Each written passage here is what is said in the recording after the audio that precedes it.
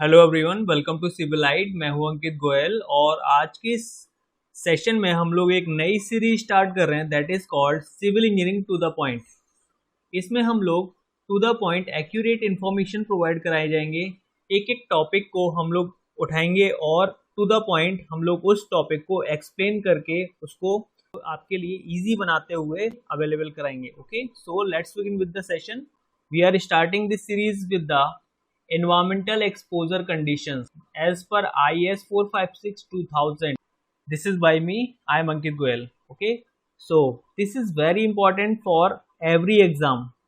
Civil engineering के every exam के लिए ये important है। ठीक है, आपको डायरेक्टली एक टेबल के फॉर्म में डेटा याद करा दूंगा। ठीक है, वो जो कि आपके एग्जामिनेशन पॉइंट ऑफ व्यू से काफ़ी इंपॉर्टेंट होगा। Okay, so let's begin. पहला जो टेबल है दैट इज टेबल नंबर 3, जो कि आपको IS 456-2000 में आपको देखना है। क्लॉजेस है आपका 8.2.2.1 ओके एंड 35.3.2। इसमें आपको पहला वाला जो एक्सपोजर कंडीशन दिख रहा है दैट इज माइल्ड। माइल्ड में आपको बोला गया है concrete surface is protected against weather. Protected against weather मतलब वो सेफ जोन में है। और एग्रेसिव कंडीशंस एक्सेप्ट की बात करी जा रही है, दो situated into the coastal area. Except मतलब जो कोस्टल एरिया में सिचुएटेड नहीं है उनके लिए आपका ये केस होगा mild. Second one is moderate.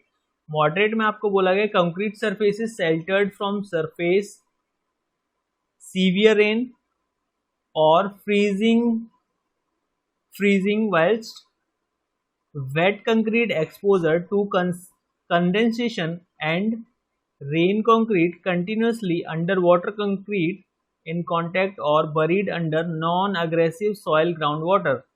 Okay, concrete surface sheltered from saturated salt air in coastal areas. Okay, तो ये कोस्टल एरिया के लिए आपका इंपॉर्टेंट है।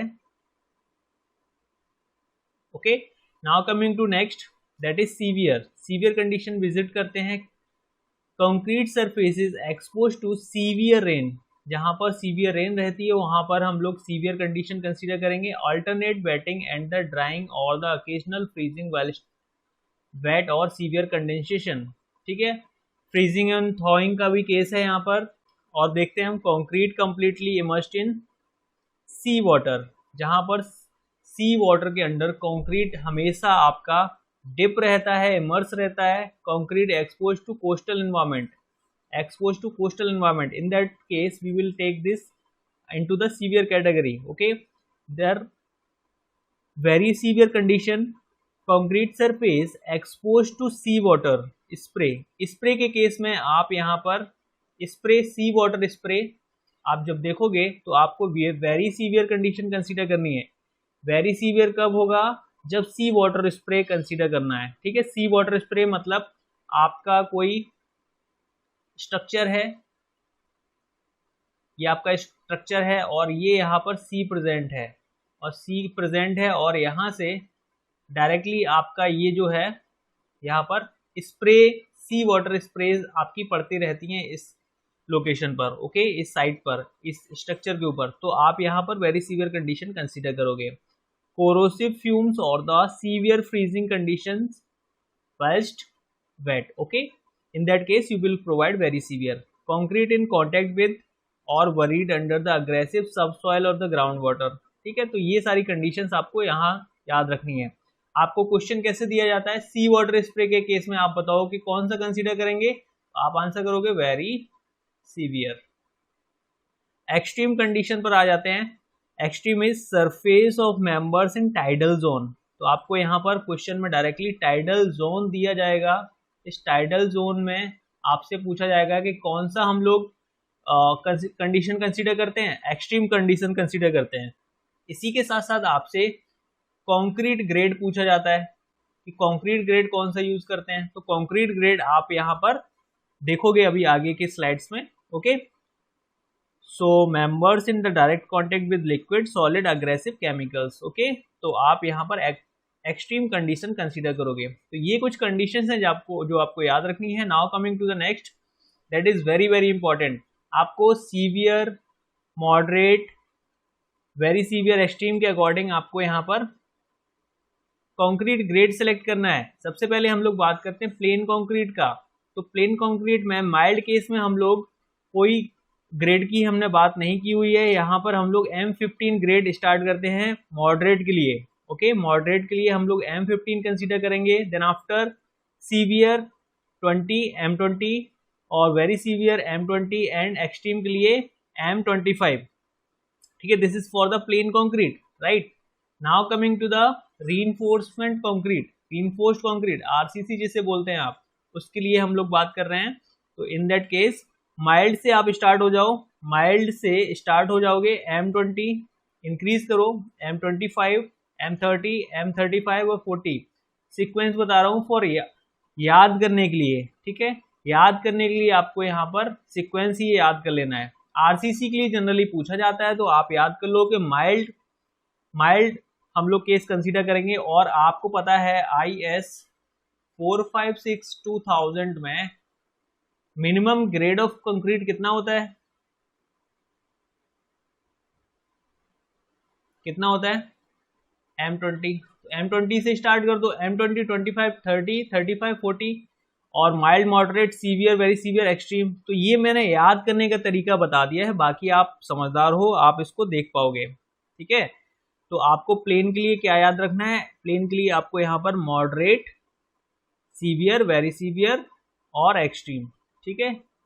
यहाँ पर रिपीटेड टर्म है M20 सीवियर और वेरी सीवियर के लिए हम लोग M20 ग्रेड ही यूज करते हैं, that is for the PCC plain cement concrete. Clear everyone? M15 से M25 तक ये फिनिश हो जाता है, that is all, okay, for the concrete. Okay, now coming to the another important thing, that is table number 16, ठीक है। this was the last one, this was the table number 5 or IS clause 6.1.2. now coming to the table number 16 and this is 26.4.2 clause, okay, according to IS 456-2000. okay, now mild condition के लिए आपके पास जो nominal concrete cover है that is given to you 20 और यहाँ पर लिखा गया है बड़े बड़े अक्षरों में mm not less than, mm not less than. Clear everyone? mm not less than. So this is mild 20 और मॉडरेट के लिए आपको 30 दे रखा है, सीवियर के लिए 45, वेरी सीवियर के लिए 50 और एक्सट्रीम के लिए आप इसको 75 कंसीडर करोगे। तो आपको जो याद रखना है वो क्या है आपका, ये वैल्यू, ठीक है। Mild, moderate, severe, very severe और एक्सट्रीम 20 से स्टार्ट होता है, 75 पे फिनिश होता है, 20, 30, 35 और 50। 10 इंक्रीज हुआ, 15 इंक्रीज हुआ, 15 इंक्रीज हुआ, 25 इंक्रीज हुआ, ठीक है।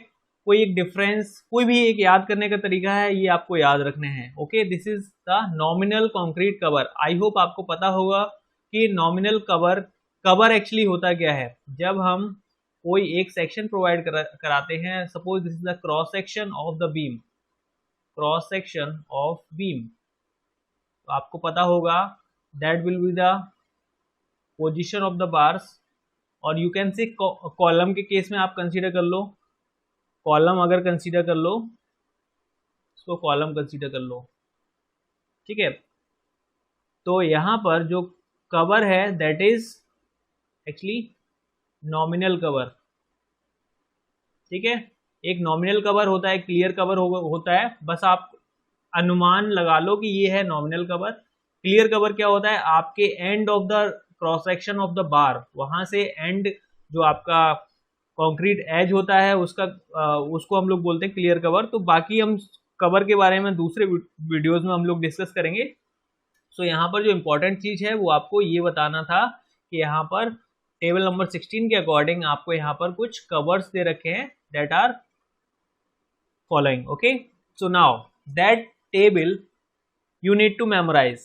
स्क्रीनशॉट ले लीजिए, स्क्रीनशॉट प्लीज, मैंने लिख भी दिया है। ओके, और ये टेबल आपके लिए काफी इंपॉर्टेंट है। Environmental exposure condition as per IS 456-2000। Okay, so now for the mild case आपको मैंने बताया हुआ है, इसको आप देखो। माइल्ड के लिए सबसे पहले RCC देखो, आरसीसी के लिए देखो मैंने आपको 20 से स्टार्ट बताया था और 5 इंक्रीज बताया था, 5 इंक्रीज, ठीक है, 25, 5 इंक्रीज 30, 35 और 40। अब इसके बाद आपको मैंने बताया था यहाँ पर ये ब्लैंक रहेगा।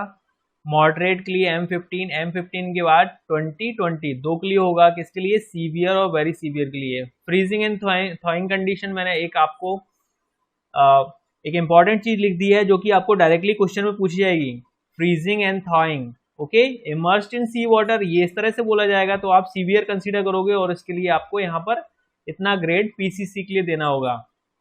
Now coming to the sea water spray, तो वेरी सीवियर कंडीशन होगी और M20 ग्रेड कंसीडर करोगे, पीसीसी के लिए M35 और आरसीसी के लिए।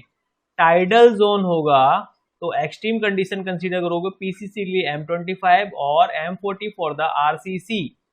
अब इसके बाद आप कुछ नहीं, आपको क्या देखना है, आपको देखना है कि कवर क्या होगा, नॉमिनल कवर क्या होगा। नॉमिनल कवर होगा 20 mm, 30 mm for the moderate, 30 mm और 45 फॉर द सीवियर। फिर 15 इंक्रीज किया तो 50 हो गया, that is for the very severe, और हमने 25 इंक्रीज किया तो ये हो गया 75 for the extreme condition. Clear? तो ये जो चीज थी वो आपको याद रखनी थी। That is all for today, और स्क्रीनशॉट ले लीजिए, बाकी मैंने समझा दिया आपको। Thank you. अगर आपको वीडियो पसंद आया होगा तो लाइक जरूर कीजिएगा।